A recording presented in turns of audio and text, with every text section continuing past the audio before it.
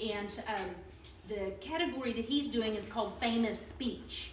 And so we chose for him the Gettysburg Address. It's Abraham Lincoln.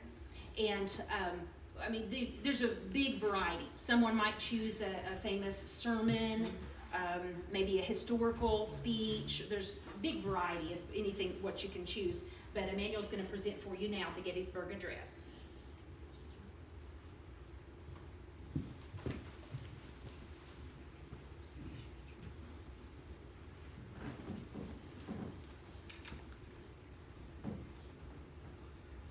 Today I'll be singing the Gettysburg Address delivered by Abraham Lincoln at the dedication of the National Cemetery, November 19, 1863.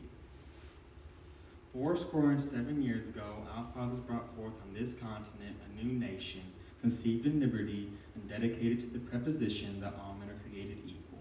Now we are engaged in a great civil war, testing whether that nation or any other nation, so conceived and so dedicated, can long endure.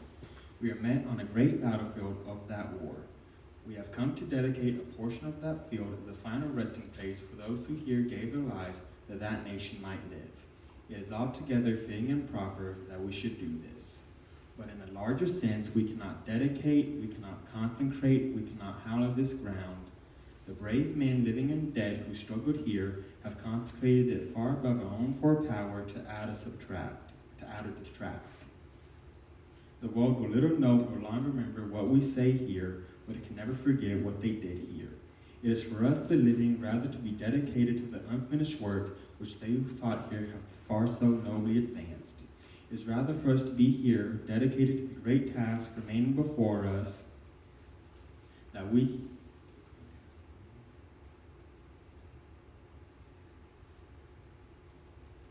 from these honored dead we take increased devotion to that cause for which they gave the final devotion.